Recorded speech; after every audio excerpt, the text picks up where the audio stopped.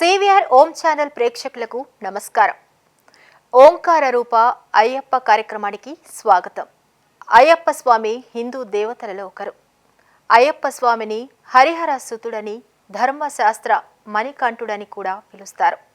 అయ్యప్ప పూజ సాంప్రదాయంగా అధికంగా దక్షిణ భారతదేశంలో ఉంది. అయ్యప్ప అంటే ఎవరు? అయ్యప్ప ఏ యుగంలో జన్మించాడు?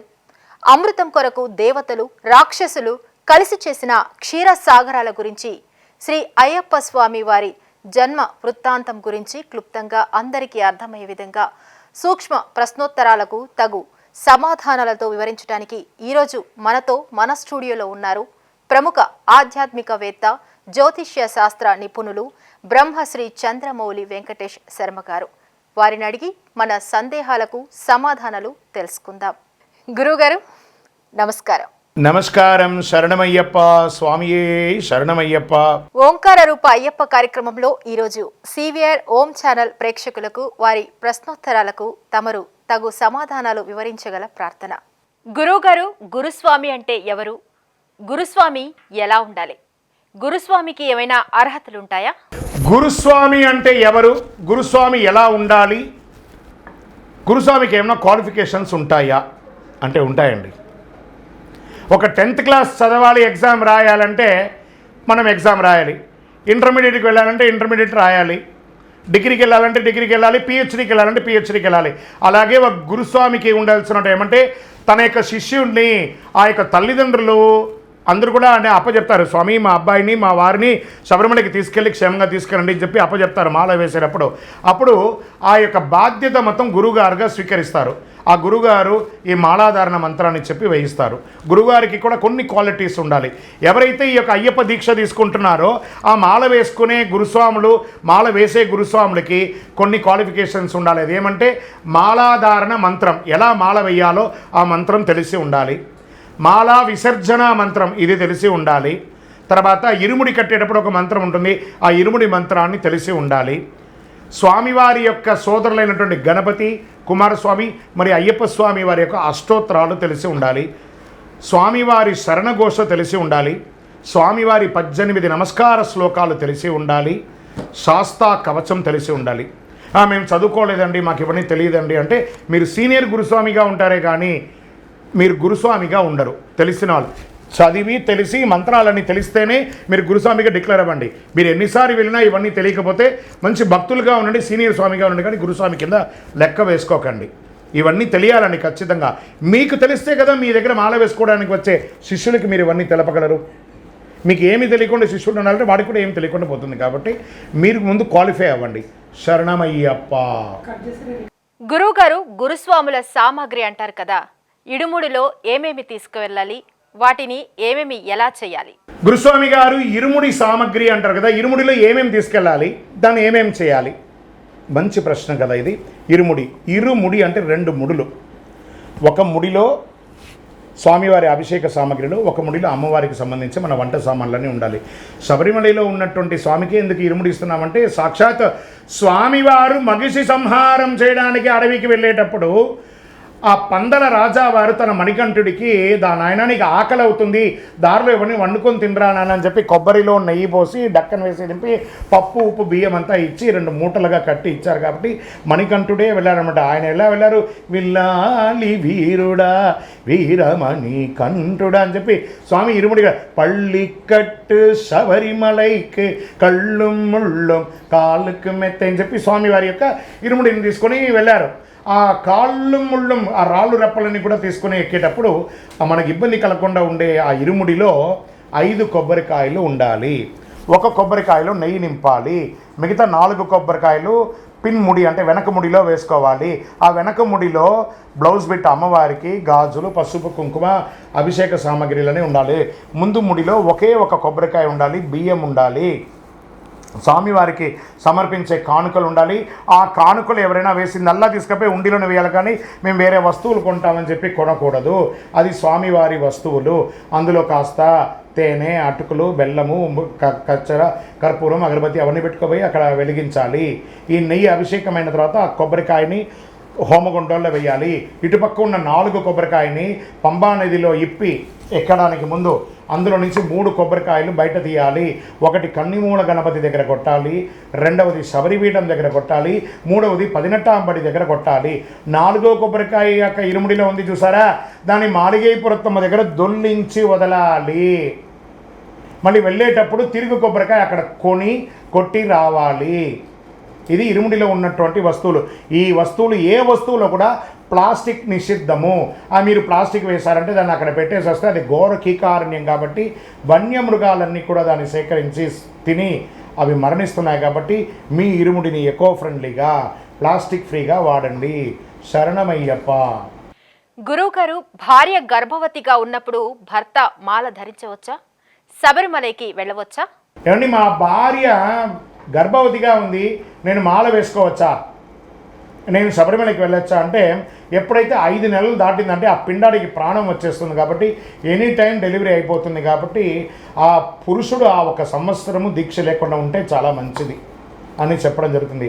మీ భార్య నొప్పులతో ఉంటుంది, పుట్టినప్పుడు అప్పుడప్పుడు వస్తుంది, హాస్పిటల్కి తీసుకెళ్ళాలి, అక్కడంతా అందరూ ఇలాగే ఉంటారు. భర్తగా నీ బాధ్యత కదా నాన్న.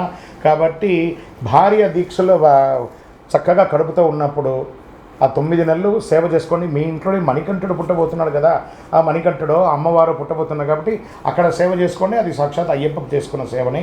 శరణమయ్యప్ప. గురువు గారు, అయ్యప్ప స్వామి వారి విగ్రహం, చిత్రపటాలు ఇంట్లో ఉండవచ్చా? ఏమండి, అయ్యప్ప స్వామి వారి విగ్రహాలు, చిత్రపటాలు ఇంట్లో ఉండొచ్చా అంటే అయ్యప్ప దుష్టశక్తి కాదండి. బాగా ఈ ప్రశ్నలోనే ఆన్సర్ ఉంది. మీ ఇంట్లో వెంకటేశ్వర స్వామి వారు ఉన్నారా? ఉన్నారు గురుగారు. మరి ఆయన ఉండొచ్చు అంటే అయ్యప్ప ఉండొచ్చు. మీ ఇంట్లో అమ్మవారు ఉన్నారా? ఉన్నారు గురుగారు. మరి అమ్మవారు ఉండొచ్చు అంటే ఈ అయ్యప్ప ఉండొచ్చు. మీ ఇంట్లో ఆంజనేయ స్వామి వారు ఉన్నారా? ఉన్నారు గురుగారు. ఆయన ఉండొచ్చు అంటే ఈయన కూడా ఉండొచ్చు. ఏ ఇంట్లో కూడా గాలికి అలా వదిలేసాం కదా, అలా బయట పెట్టేసి దానికంటూ ఇప్పుడు ఈరోజు ప్రతి ఒక్కరూ మన ఇంట్లో దేవుడు రూమ్ అంటూ సపరేట్గా ఉందండి. అంత తక్కువలో ఏం లేదు. సింగిల్ రూమ్లో జీవించే స్థితి ఎప్పుడో మారిపోయింది. ఒకవేళ ఆ సింగిల్ రూమ్లో ఉన్నా కూడా దానికి తెరంతా వేసుకుంటున్నారు. కాబట్టి ఇంట్లో స్వామివారు ఉంటే అనుగ్రహం. 41 రోజులు మీరు వ్రతం ఉండి పూజ చేసి శబరిమలకి వెళ్ళి వచ్చారు కదా, మిగతా 324 రోజులు మిమ్మల్ని కాపాడాలంటే ఆయనకంటూ ఒక స్థానం ఇవ్వాలి కదా.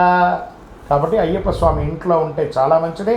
ఐశ్వర్యదాయకుడు, ఎక్కడ చూసినా నీవే అయ్యప్ప, సర్వాంతర్యామి స్వామి అయ్యప్ప. శరణమయ్యప్ప.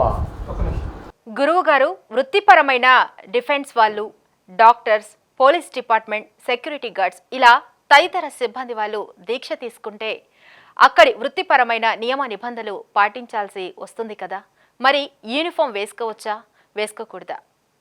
శరణమయ్యప్ప స్వామి. గురువుగారు, నేను ఒక డిఫెన్స్లో పనిచేస్తున్నాను, ఒక పోలీస్ డిపార్ట్మెంట్లో పనిచేస్తున్నాను, ఒక సెక్యూరిటీ గార్డుగా పనిచేస్తున్నాను.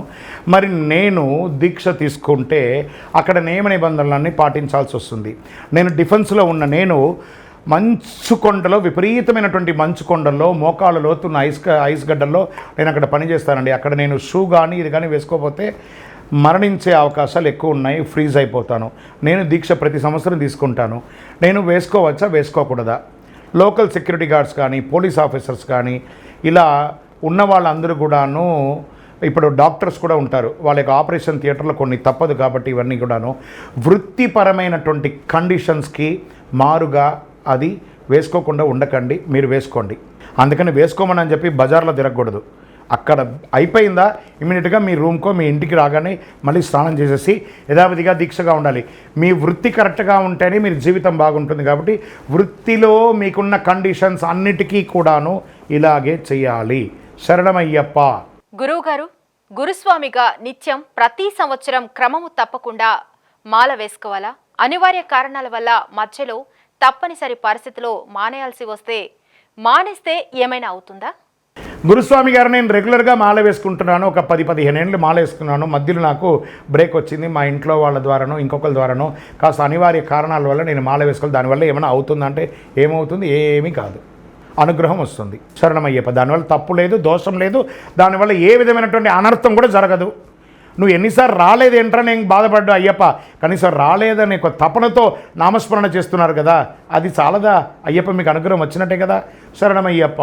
గురువుగారు, స్వాములు అయ్యప్ప దీక్షలో ఉండగా ఉదయం సాయంత్రం స్నానం చేయాలంటారు. మరి స్వాములు షాంపూలు, సబ్బులు వాడవచ్చా? గురుస్వామి గారు, అయ్యప్ప దీక్షలో ఉండగా మాల వేసుకున్న వాళ్ళు ఉదయం సాయంత్రం స్నానం చేయాలన్న కదా, మరి షాంపూలు సబ్బులు వాడవచ్చా? మనం తీసుకునేది బ్రహ్మచర్య దీక్ష కదా.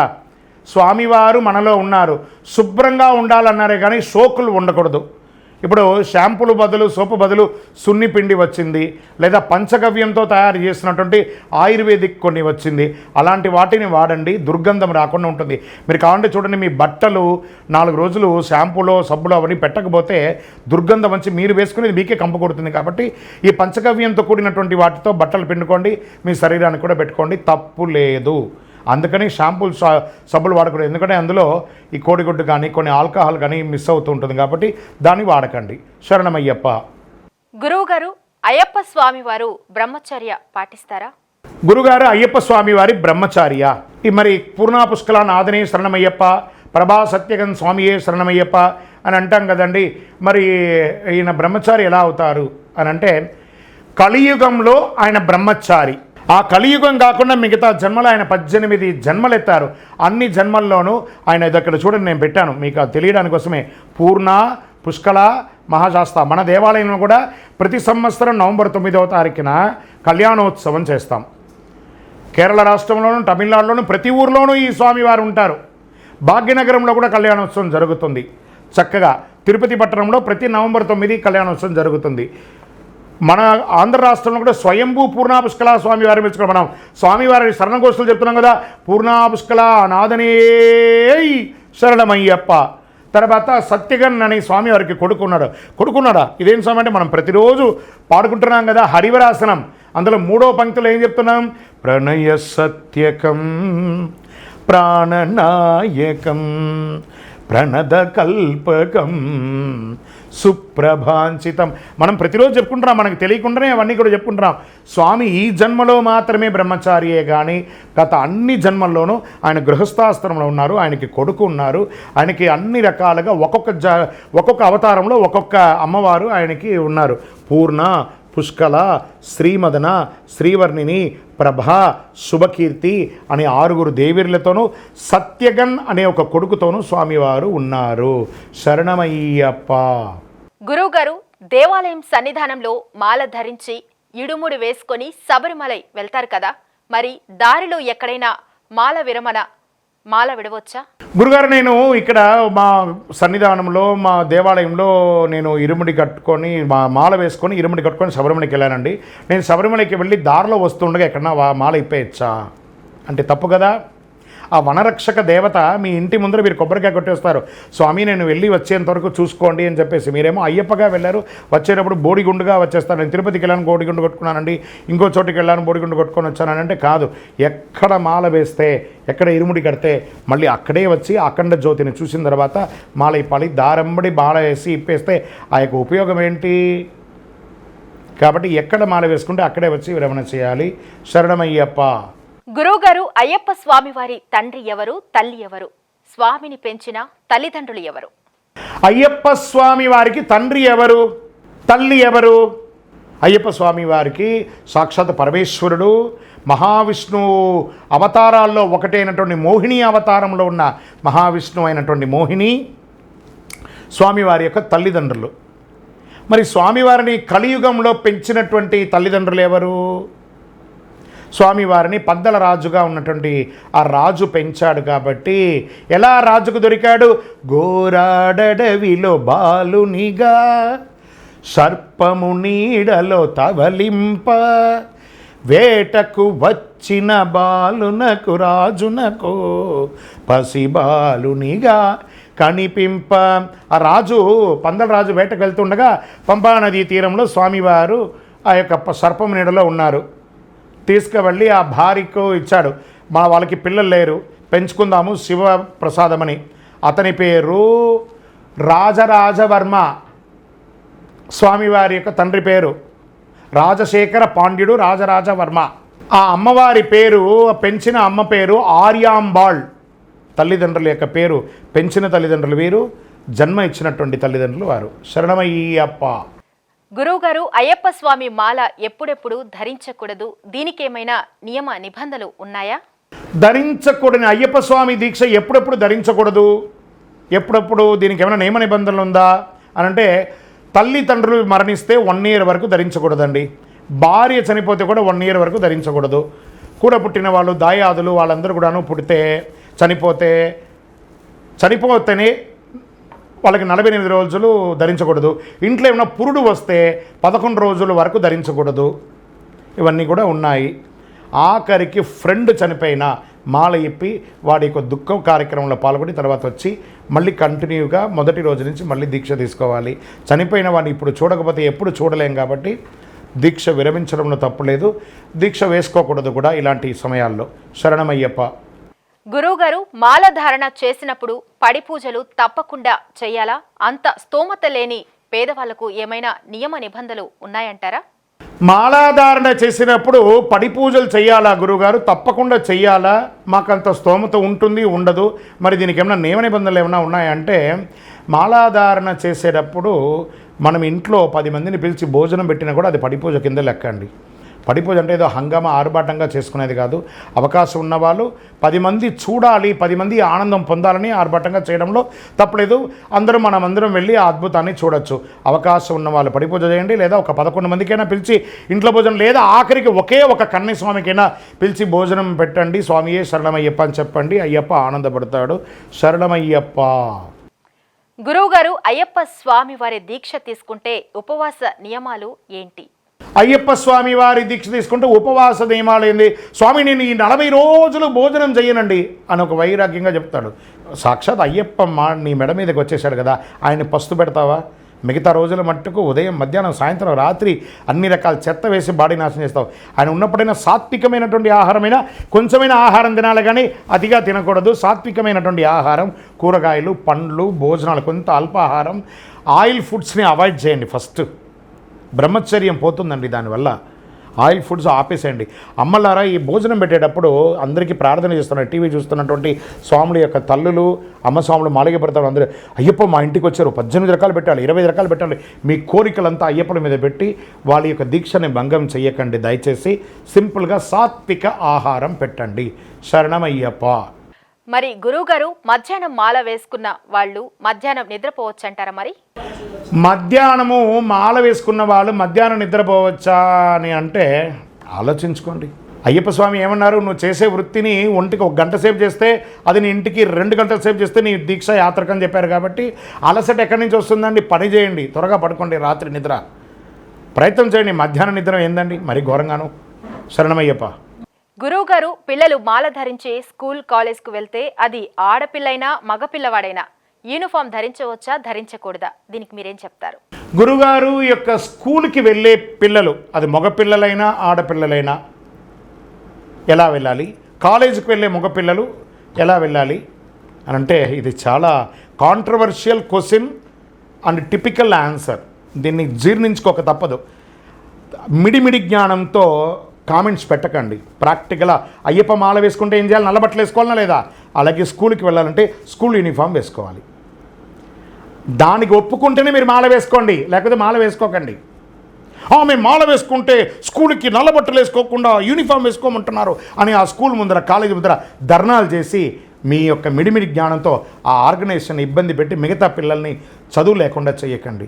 ఈ ఒక మాల వేసుకునే పాప కానీ బాబు కానీ స్కూల్కి వెళితే ఆ నల్ల బట్టలతో మంచిగా మాలలంతా బయట వేసుకొని బొట్లంతా అలా పెట్టుకొని వెళితే ఆ యొక్క స్కూల్లో ఉద్యోగం చేసే స్త్రీలు, వారి యొక్క ఋతుచక్రంతో ఉన్న వాళ్ళు కూడా వచ్చే అవకాశాలు ఎక్కువ ఉంటాయి. వీళ్ళని చూసి అయ్యో సాక్షాత్ అయ్యప్ప అని చెప్పి వాళ్ళు దూరంగా వెళ్ళిపోతారు. వీళ్ళు ఒక్కళ్ళు దూరంగా వెళ్ళడం వల్ల ఈ ఒక్క స్వామి వల్ల ఎంటైర్ క్లాస్ డిస్టర్బ్ అవుతుంది. సో ఆ మేనేజ్మెంట్కి, ఆ చదువుకోవాలని వచ్చిన పిల్లలకందరికీ ఒక స్వామి వల్ల మిగతా వాళ్ళకందరికీ చదువు అనేది ఇబ్బంది అవుతుంది. కాబట్టి దీక్ష మీకోసమే కానీ స్కూల్కో కాలేజ్కో కాదు. స్కూల్కి వెళ్ళేటప్పుడు స్కూల్ యూనిఫామ్, అయ్యప్ప శబరిమలకి వెళ్ళేటప్పుడు ఎలా అయ్యప్ప యూనిఫామో స్కూల్కి వెళ్ళేటప్పుడు స్కూల్ యూనిఫామ్ ఖచ్చితంగా వేసుకుంటేనే దీక్ష తీసుకోండి, లేకపోతే తీసుకెళ్ళకండి. కాలేజ్కి వెళ్ళిన వాళ్ళైనా స్కూల్కి వెళ్ళే వాళ్ళైనా దీక్ష మీకోసమే కానీ కాలేజ్ అనేది కాస్త ఎక్స్క్యూజ్ అవ్వచ్చండి. ఎందుకంటే వాళ్ళకి అన్నీ ఆల్మోస్ట్ జాగ్రత్త పడతారు కాబట్టి స్కూల్లోనే ఎక్కువ ఉంటారు. ఎందుకంటే మదర్ లవ్ నుంచి స్కూల్కి వెళ్ళేటప్పుడు ఎక్కువ శాతం ఆడవాళ్ళే టీచర్స్గా, ఫ్యాకల్టీస్ ఉంటారు. కాబట్టి స్కూల్కి వెళ్ళే వాళ్ళ గురించి ఆలోచిద్దాం. స్కూల్ నియమ నిబంధనలకి ఉల్లంఘన లేకుండా దీక్ష తీసుకుంటే తీసుకోండి, లేదా పిల్లలకి మాలలు వేయకండి. మీరు విరుద్ధంగా మాట్లాడుతున్నారు, ఆధ్యాత్మికం చెడగొడుతున్నారు, ఇవన్నీ కామెంట్స్ అంతా పెట్టకండి, ఉపయోగమే లేదు. మీ బుర్రకు ఆలోచించండి. మీ పిల్లల్ని మీరు మాల వేసుకుంటే నల్ల బట్టలు వేసుకోవాలని అనుకుంటున్నారా లేదా? ఆ స్కూల్కి వెళ్ళేటప్పుడు ఒక సంతకం పెట్టుంటారు, మేము స్కూల్ మేనేజ్మెంట్ యొక్క అధికారాలను మించి మేము ఏ విధమైన ప్రవర్తన చేయమని మీరు సంతకం పెట్టి టీసీ ఇచ్చారు అక్కడ. కాబట్టి ఆ పద్ధతి, ఆ స్కూల్కి ఎంత విలువ ఉందో మీ దీక్షకు కూడా అంతే విలువ ఉంది. కాబట్టి దీక్షకి ఇచ్చే విలువే స్కూల్కి కూడా ఇవ్వండి. శరణమయ్యప్ప. గురువుగారు, అయ్యప్ప స్వామి ఏ దినములో పుట్టారు? అయ్యప్ప పుట్టుకలో ఏమైనా రహస్య పరమార్థాలు ఉన్నాయా? అయ్యప్ప పుట్టుకకు ఏమైనా కారణం ఉందా అంటే మీరేమంటారు? అయ్యప్ప ఏ జన్మలో పుట్టారు అంటే ఏ యుగంలో పుట్టారు? అయ్యప్ప పుట్టుకలో ఏమైనా రహస్యాలు ఉన్నాయా అంటే ఏ యుగమో తెలియదండి. అది ప్రిడిక్షనే లేని ఒక ఇది. కలియుగంలో ధర్మశాస్త్రగా ఆయన ఉన్నారు. ఈ పుట్టుక దానికి ఏమైనా కారణం ఉందా అంటే ఉంది అని కూడా చెప్పవచ్చు. ఆయన ధర్మాన్ని శాసించడానికి కోసమే పుట్టారు. ధర్మశాస్త్రగా ఆయన పుట్టారు. ఆయన లీలా వినోదాలు 18 అవతారాలను 18 రకాలుగా ఉన్నాయి. కలిలో మగిషి అనే రాక్షసుని సంహరించడానికి పుట్టారు.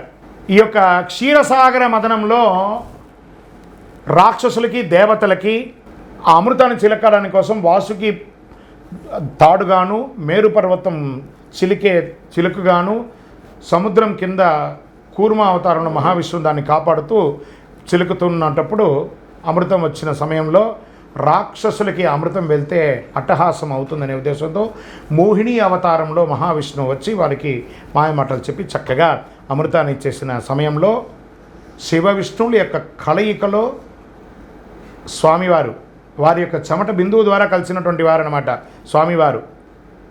అలా పుట్టినటువంటి ఆ స్వామివారు ధర్మరక్షణార్థం, లోక కళ్యాణార్థం స్వామివారు జన్మించారు. దీనికి ఇంకా చాలా పెద్ద చరిత్ర ఉంది. కమింగ్ ఎపిసోడ్స్లో దాన్ని హిస్టారికల్గా బాగా గట్టిగా చెప్పుకుంటాము.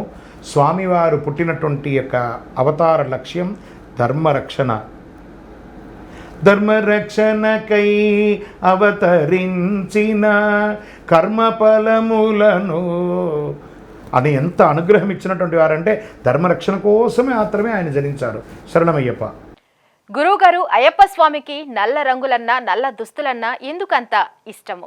అయ్యప్ప స్వామికి నల్ల రంగు అంటే ఎందుకు ఇష్టము? శని ప్రీతి.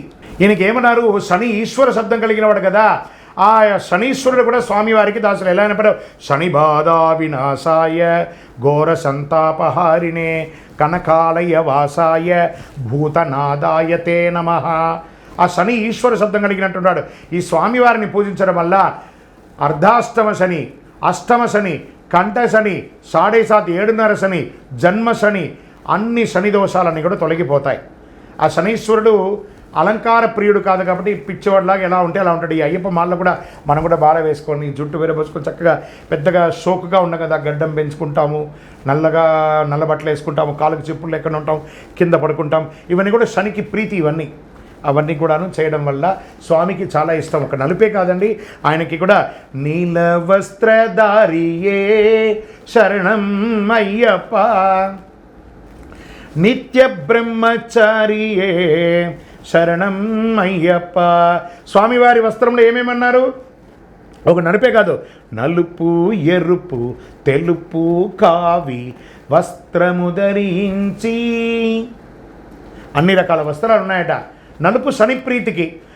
నల్లదే కదా వేసుకోవాలి, మీరు ఎందుకు కాషాయం వేసుకున్నారు? కాషాయం చెప్తున్నా కదా, ఆయన వస్త్రంలో ఒకటి. మరి దేవాలయంలో అర్చకులందరూ సాక్షాత్ శబరిమలలో ఉన్న అయ్యప్ప స్వామి దేవాలయంలో కూడా స్వామిని తాకి పూజించే వాళ్ళు నలుపు వేసుకోవట్లేదే, తెల్ల వస్త్రమే కదా ధరిస్తున్నారు. పతీత వస్త్రంతో పూజ చేయాలని ఒక లెక్క ఉంది. దీక్ష తీసుకున్న వాళ్ళు దీక్షా వస్త్రం, పూజ చేసేవాళ్ళు పతీత వస్త్రం, కొంతమంది కాషాయ వస్త్రం, కొంతమంది నీల వస్త్రం. ఏ వస్త్రం ధరించినా ఆ వస్త్రానికి న్యాయం చేయండి. శరణమయ్యప్ప. గురువుగారు, అయ్యప్ప స్వాములకు దారులు ఏదైనా ఎదురైతే వృత్తిపరంగా వెళ్లే స్వాములకు ఏదైనా దోషం ఉంటుందంటారా? మరి కానీ గురుగారు ఇప్పుడు మాలలో ఉన్నప్పుడు బహిష్టు స్త్రీలు కానీ ఎవరైనా ఎదురైతే ఏం చేయాలి? మరి వింత ప్రశ్న కదా ఇది. వాళ్ళైనా బోర్డు వేసుకొని తిరుగుతారా? మనల్ని చూడగానే పక్కకి వెళ్ళిపోతారండి. అలాంటివన్నీ అడగకండి, తప్పిదాలు కూడా పెట్టకండి, ప్రశ్నలో కూడా తప్పిదాలు రాకూడదు. అలాంటిది ఏమి ఉండదు. మనం ఏమన్నా తెలియకుండా జరిగిన పొరపాట్లవన్నీ ఎలాగో మనం ఇంట్లోకి వెళ్ళగానే సన్నిధానంలోకి వెళ్ళక మళ్ళీ స్నానం చేసేస్తాం కాబట్టి ఒక స్నానంతో. ఒక ఉద్యోగం చేసేటప్పుడు అతను వెళ్తూ ఉండగా ఒక శవయాత్ర వెళ్ళింది. కార్పొరేట్లో పనిచేసేవాడు ఇంకో 10 నిమిషాల పంచింగ్ అవుతూ ఉంటుంది. ఎలా ఉండాలి? అలాంటప్పుడు వెళ్తాడు. దారిలో మనం బయటికి వెళ్ళిపోయామా, ఆ యొక్క గమ్యం చేరుకొని వచ్చిన తర్వాత వచ్చి స్నానం చేసి కార్యక్రమాలు చేయనప్పటి వరకు ఆ ఒక కొన్ని గంటలు మంచినీళ్ళు తాకండి, భోజనం చేయకుండా అయిపోతుంది కదా. కాబట్టి దోషం లేదు. దారిలో కనబడేదానికి మన దోషం లేదు. అది వచ్చి విధాత యొక్క లిఖితం. మీ కంట్లో అది పడాలంటే స్వామివారి సంకల్పమే కదా, అది మీ చేతులు కాదు కదా. శరణమయ్యప్ప. గురువుగారు, గురుస్వాములు కన్నస్వాములను ఆహారం బాగా తినాలి అంటూ ఒత్తిడి పెడుతూ ఉంటారు. మరి కన్నస్వాములు బాగా తినాలా? బాగా తింటే దోషమేమైనా ఉంటుందంటారా? మరి గురుస్వామి గారు కన్యస్వాములు బాగా తినాలి అని చెప్పి వడ్డిచ్చేటప్పుడు కన్యస్వామి తిను అని చెప్పి ఫోర్స్ చేస్తారు. ఇది కరెక్టా? ఇది ఎంతవరకు కరెక్ట్ అండి? వాడు ఎక్సెల్ పొట్ట ఉందనుకుందాం. మామూలుగా కన్యస్వామి ఉంటే కూడా అది ఎక్సెలే ఉంటుంది, కానీ అది 4XL కాదు. వాడు ఎంత తింటాడో అంతే తింటాడు. వడ్డిచ్చేవాడి సొమ్ము కాదు కదా అది. ఆ పూజ చేసే దాత ఎక్కడో ఉంటాడు. వీటి దారిలో పోయే దానయ్య ఒక్కొక్క బకెట్ తీసుకొచ్చి కనీసాన్ని తిను ఫోర్స్ చేస్తూ ఉంటాడు. ఆ స్వామి తినాలా తెలియదు, తినకూడదా తెలియదు, ఎక్కువైపోతే వాంతికి వస్తుందా తెలియదు. ఎందుకురా ఈ మాల వేసుకున్నాం, ఎందుకురా పూజకు వచ్చామని వాడు ప్రతిరోజు బాధపడడం. ఇలాంటివన్నీ చేయకండి.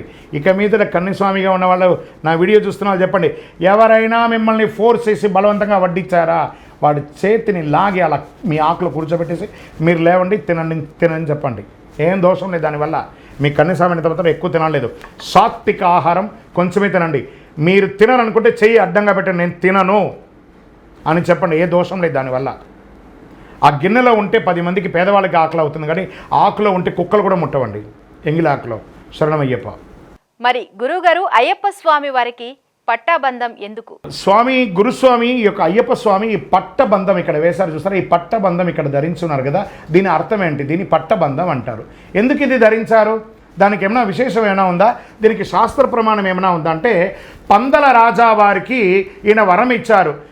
స్వామి యొక్క తన ఆభరణాలన్నీ ఇచ్చేసి ప్రతి సంవత్సరం మకర సంక్రాంతి రోజు నన్ను రాజుగా దర్శించుకోండి, నా ఆభరణాలన్నీ ఇస్తున్నానని చెప్పి ఇస్తే పందల రాజా వారు స్వయంగా తన నెత్తి మీద పెట్టుకొని ఆ 18వ అంబడి ఎక్కి స్వామివారి దగ్గరికి వెళ్ళగానే, మనం ఇక్కడ అందరూ ఉన్నాం కదా, మన తండ్రి గారు వచ్చారంటే మనం కాళ్ళ మీద కాలు వేసుకొని కూర్చొని ఉంటామా?